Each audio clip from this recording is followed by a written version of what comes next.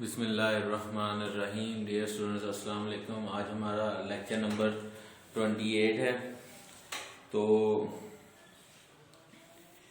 हमने ये chapter number 1 start किया हुआ है, बेसिक ऑफ इंफॉर्मेशन टेक्नोलॉजी की, जो जिसका नाम है। तो जो हमने प्रीवियस लेक्चर्स में पढ़ा था उसको पहले थोड़ा थोड़ा डिस्कस कर लेते हैं। सबसे पहले हमने पढ़ा था कि कंप्यूटर क्या है। ये कंप्यूटर एक ऐसी मशीन है जो कि प्रोग्राम्ड होती है और उसको वो डाटा को एक्सेप्ट करती है, डाटा को प्रोसेस करती है और प्रोसेस करने के बाद ये उसको यूजफुल इंफॉर्मेशन में कन्वर्ट करती है या फिर उसे वो स्टोर कर देती है।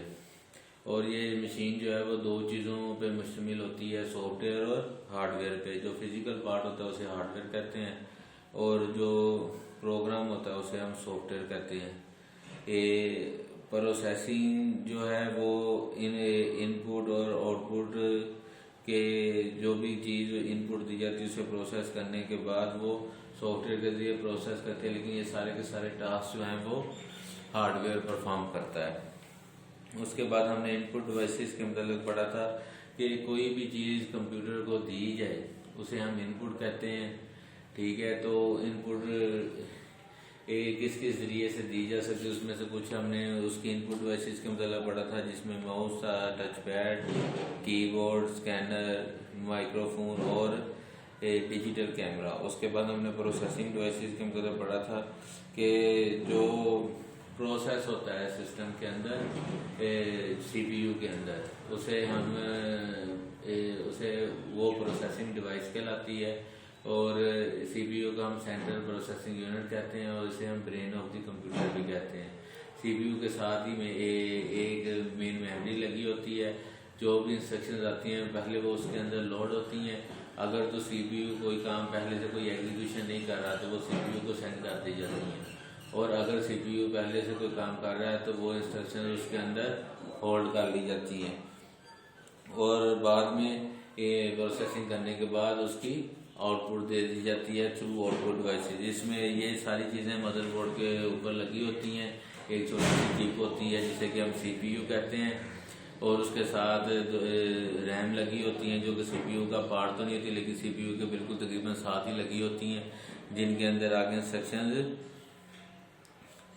सेव होती हैं। और आपको ये भी बताया था कि जो आपका पूरा सिस्टम होता है इसे हम सीपीयू नहीं कहते, इसे हम सिस्टम यूनिट कहते हैं। ठीक है, और उसके बाद आउटपुट डिवाइसेस था कि आउटपुट प्रोसेस डाटा जो कन्वर्ट हो जाता है यूजफुल इंफॉर्मेशन में, वो आउटपुट डिवाइसेस की तरफ सेंड किया जाता है। और जिसमें आउटपुट डिवाइसेस में था मॉनिटर था, उसके अलावा प्रिंटर था, स्पीकर था और हेडफोन था। और आउटपुट डिवाइसेस के बाद हमने पढ़ा था स्टोरेज डिवाइसेस के मतलब कि मेन मेमोरी जो है वो डाटा को स्टोर करती है टेम्परेरीली, और उसके बाद वो डाटा उधर से डिस्ट्रॉय हो जाता है। इसलिए परमानेंटली स्टोर करने के लिए सेकेंडरी स्टोरेज डिवाइसेस यूज होती हैं, जिनके अंदर डाटा को हम परमानेंटली स्टोर करते हैं। और अगर डाटा उसके अंदर स्टोर कर लिया तो जब कभी हमें उसकी ज़रूरत हो तो सीपीयू जो है ना उधर से पहले उस डाटा को फेच करता है और मेन मेमोरी में लोड होता है। मेन मेमोरी में लोड होने के बाद वो प्रोसेसिंग के बाद उसकी आउटपुट आती है। और इसलिए स्टोरेज डिवाइसेस में जो डाटा है वो लेटर यूज के लिए सेव किया जा सकता है या स्टोर किया जाता है। इसकी एग्जांपल सी हार्ड डिस्क सी, उसके अलावा USB flash drive, optical disk जिसे सीडी डीवीडी कहते हैं, स्मार्ट कार्ड और मेमोरी कार्ड। और उसके बाद हमने इंफॉर्मेशन टेक्नोलॉजी के मतलब पढ़ा था कि इंफॉर्मेशन टेक्नोलॉजी क्या है। कि इंफॉर्मेशन टेक्नोलॉजी ने एक दूसरे के साथ इंटरेक्शन कम्युनिकेशन को बहुत आसान बना दिया है और इसे पूरी दुनिया के ग्लोबल विलेज की शक्ल दे दी है। कि जैसे एक गांव में हर इंसान एक दूसरे के साथ लिंक्ड होता है और एक दूसरे को की इंफॉर्मेशन उसके पास होती है, एक दूसरे को जानता है। इसी तरह इंफॉर्मेशन टेक्नोलॉजी ने पूरी दुनिया के ग्लोबल विलेज की शक्ल दे दी है कि आप अपने घर में बैठे किसी दूसरी कंट्री में जो यहाँ से कई हजार किलोमीटर दूर है, आप उधर उससे बात कर सकते हैं, लाइव उसको देख सकते हैं और उसके साथ इंफॉर्मेशन को सेंड या रिसीव कर सकते हैं, डिस्कस कर सकते हैं, शेयर कर सकते हैं। ये एक काम हमारा आसान बना दिया इंफॉर्मेशन टेक्नोलॉजी की वजह से। तो इंफॉर्मेशन टेक्नोलॉजी के बाद इंफॉर्मेशन टेक्नोलॉजी किसी भी ज़रिए से हो सकती है, जैसे आप और जो डाटा है वो ट्रांसफ़र हो सकता है, टेक्स्ट, फोटो, ऑडियो और वीडियो के फॉर्म में, किसी भी फॉर्म में वो डाटा जो है ना वो ट्रांसफ़र हो सकता है। अब आ जाते हैं, हमारा जो पहला क्वेश्चन है वो है discuss the modern scenario of information technology, के मॉडर्न सिनेरियो इंफॉर्मेशन टेक्नोलॉजी के क्या हैं। तो the modern scenario of information technology has broadband the base of computing, satellite, fibre optic, mobile phone, fax, e-commerce, m-commerce, and used to exchange information. These technologies provide a modern scenario of computer utilization. सबसे पहले आ जाते हैं artificial intelligence. Artificial intelligence में ये है कि it is use to develop machine with human like quality such as learning, seeing and hearing. यानी कि आर्टिफिशियल इंटेलिजेंस में इस तरह है कि इस तरह की मशीन को डेवलप किया जाता है जिसमें इंसान जैसी खसूसियात हों, जैसे कि वो लर्न कर सके, सी कर सके, यानी कि देख सके, सुन सके। तो ये सारा काम जो है ना आर्टिफिशियल इंटेलिजेंस की वजह से किया जा रहा है। ये इस तरह के रिपोर्ट्स वगैरह जो है वो मुख्तलिफ कंपनीज में ऑलरेडी इस्तेमाल हो रहे हैं। इसके अलावा आपको एक एग्जांपल दी थी कि जो घरों को साफ करने वाले रिपोर्ट्स हैं उनके अंदर भी आर्टिफिशियल इंटेलिजेंस यूज होती है कि वो जैसे ही देखते हैं कि यहाँ पे डस्ट है और ये जगह जो है ना वो साफ करने वाली है, तो वो सेंसर्स की वजह से उस चीज़ को महसूस कर लेते हैं और उसके बाद वो उधर से सफाई करनी शुरू कर देते हैं। तो ये सारे का सारा काम जो है ना वो इंफॉर्मेशन टेक्नोलॉजी की वजह से पॉसिबल हुआ है। आगे आ जाता है web based application. Web based application it is a type of application that is available on the web. The user can use it by connecting to the internet. अच्छा, ये वेब बेस्ड एप्लीकेशन ऐसी application है जो कि हमें websites पे available होती हैं, जैसे कि यूज़र उसके साथ कनेक्टेड होता है, जैसे कि ये फेसबुक भी वेबसाइट वेब बेस्ड एप्लीकेशन है। इसके अलावा आप इसका इस तरह से लगा लें कि draws.com भी के, ठीक है ना, वो भी एक वेब बेस्ड एप्लीकेशन जिसपे आप चीज़ों को सेल और परचेज कर सकते हैं। उसके बाद आ जाते हैं ई कॉमर्स की तरफ। It is process of performing business over the internet, यानी कि इस पे हम इंटरनेट पे एक ऐसा प्रोसेस है जिसके ज़रिए हम इंटरनेट पे बिजनेस कर सकते हैं। जैसे कि इसकी एक एग्जांपल आप लगा लें OLX। OLX पे हम ऑनलाइन चीज़ों को की सेल और परचेज कर सकते हैं इस वेबसाइट से, OLX से। तो इसे हम कहेंगे ई कॉमर्स। उसके बाद mobile commerce. Mobile commerce it is a process of buying goods and services using A mobile phone, यानी कि इधर इस तरह के वही चीज़ है वो वेब बेस्ड पे थी, अब ये मोबाइल पे आके जैसे हमने मोबाइल कॉमर्स का नाम दे दिया कि वेब बेस पे हम चीज़ों को सेल या परचेज कर सकते हैं। इसकी एक आप एग्जांपल इस तरह लगा लें कि अब ज़मीन.com है, उसके अलावा एक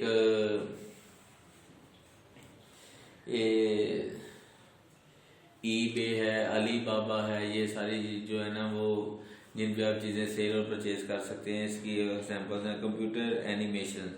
it is the process to creating movie images using computer, यानी कि एनिमेशन ये है कि एक ऐसा प्रोसेस जिसमें आप मूवीज़ को कार्टून्स को क्रिएट करते हैं। वो एनिमेटेड मूवीज़ जो बनती हैं, जैसे कि हमारे पाकिस्तान में एक डोंकी किंग बनी हुई एनिमेटेड मूवी है, वो कंप्यूटर एनिमेशन में ही आती है। इसके अलावा बहुत सी इंग्लिश मूवीज ऐसी हैं जो कि एक कमरे के अंदर बनती हैं सारी की सारी, उसके बाद उसे एनिमेट करके तो रिलीज किया जाता है, इसे हम कंप्यूटर एनिमेशन कहते हैं। उसके बाद डिस्ट्रीब्यूटिंग कंप्यूटिंग।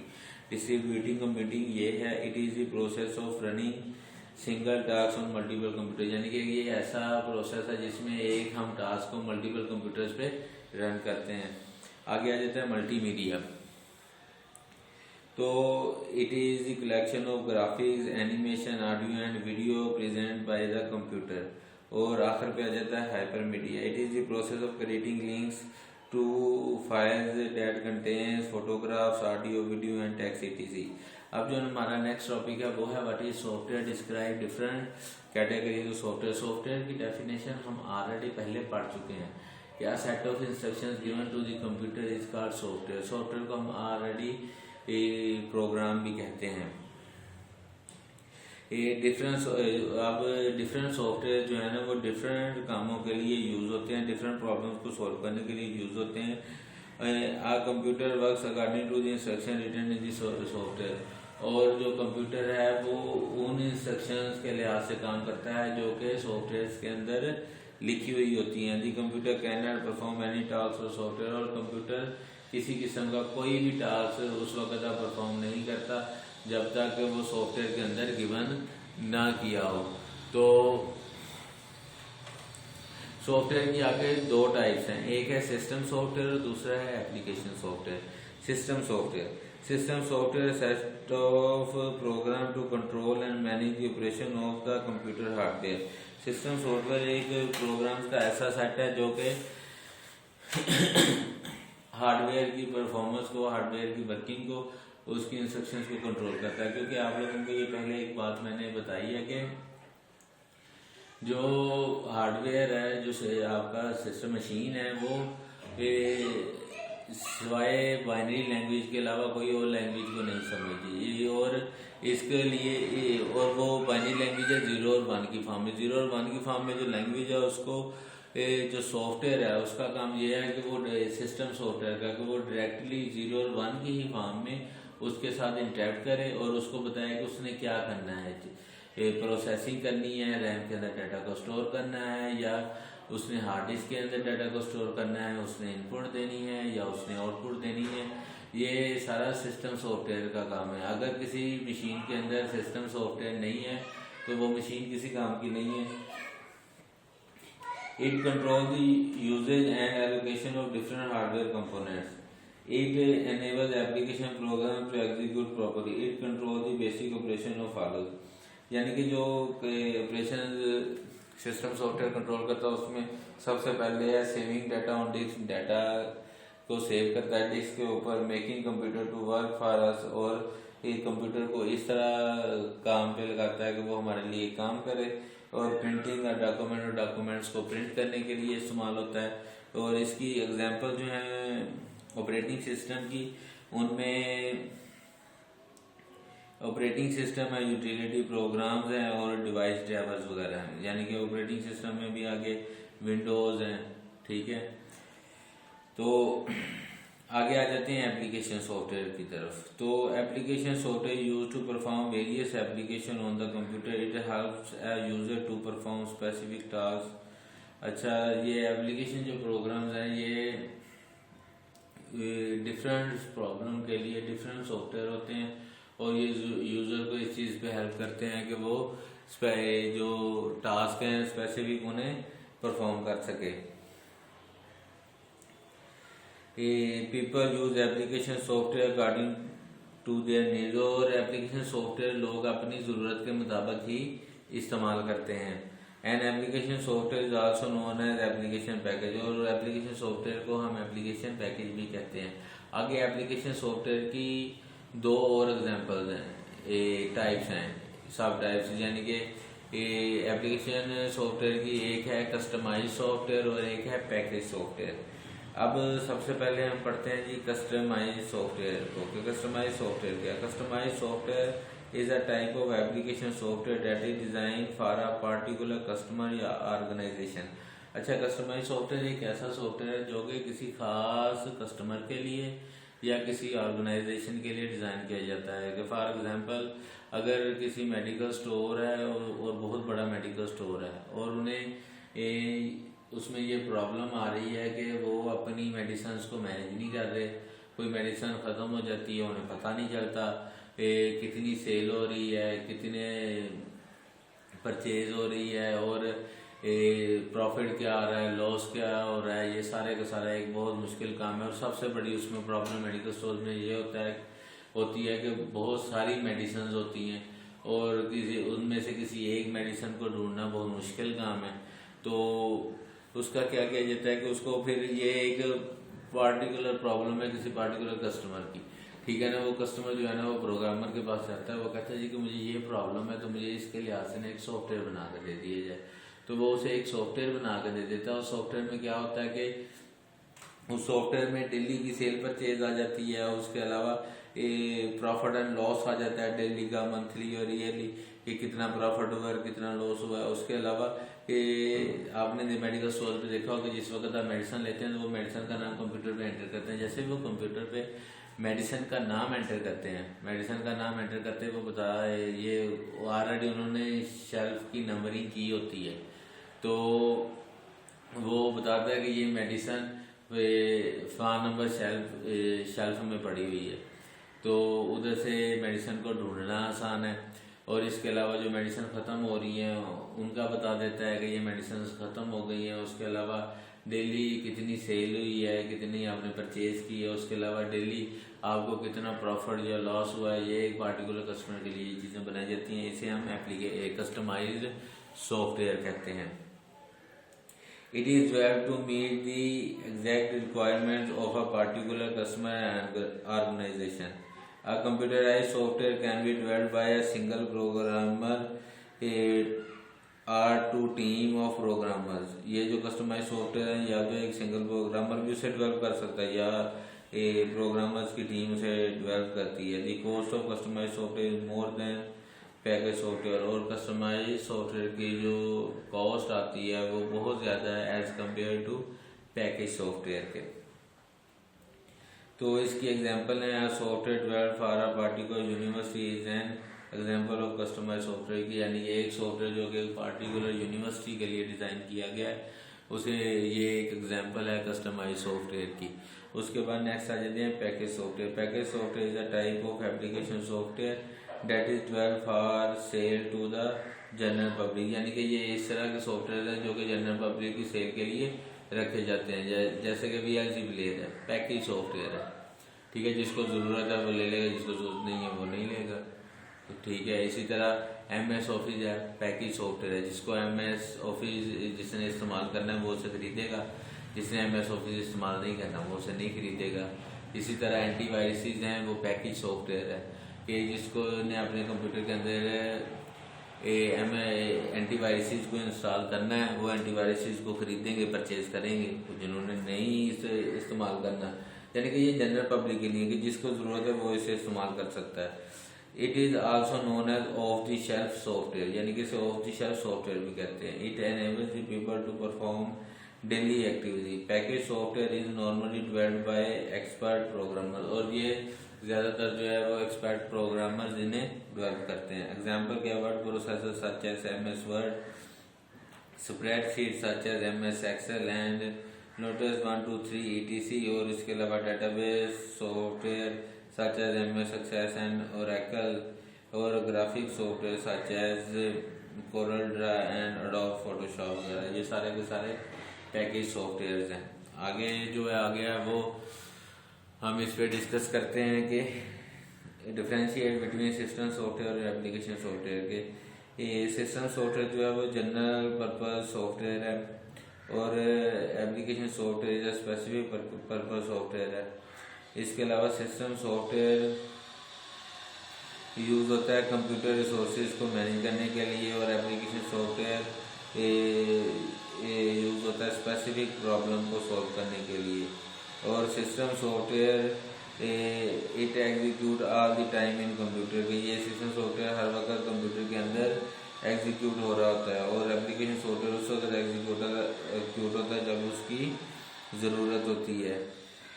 और system software the number of system software is less than application software, तो number of application software is more than system software. System software is essential for a computer to work, application software do not essential for a computer to work। तो ये system software और application software का difference है जो हमने पढ़ा है। तो स्टूडेंट्स आज का हमारा लेक्चर यहाँ तक ही था। उम्मीद करता हूँ कि आप लोगों को समझ आई होगी कि सिस्टम सॉफ्टवेयर और एप्लीकेशन सॉफ्टवेयर क्या होते हैं और ये कैसे कैसे काम करते हैं। तो इसको घर में पढ़िएगा, याद करिए, कीजिएगा। और आप लोगों को ये एक बात और बताता चलूँ कि इंशाल्लाह अगर 11 जनवरी के बाद आपके कॉलेजेस वगैरह ओपन हो गए तो आपके कोर्स वगैरह सारे कंप्लीट हैं, ठीक है। ये सिर्फ लेक्चर्स जो 3 4 5 हैं वो सिर्फ इस वजह से दिए जा रहे हैं कि फर्स्ट चैप्टर के मतलब था कि जी बहुत ज़्यादा बच्चे लेट कमर्स हैं तो उन्होंने ये पढ़ा नहीं हुआ, तो इस वजह से जी वैसे आप लोगों का सिलेबस कंप्लीट हो गया, तो आप लोग इसे घर में बैठे हुए हैं, आपके लिए आसानी है, इसे याद करें, अच्छी तरह से पढ़ें। आज के लिए हमारा लेक्चर यहाँ तक ही था। इंशाल्लाह नेक्स्ट लेक्चर में हाज़िर होंगे। अल्लाह हाफिज़।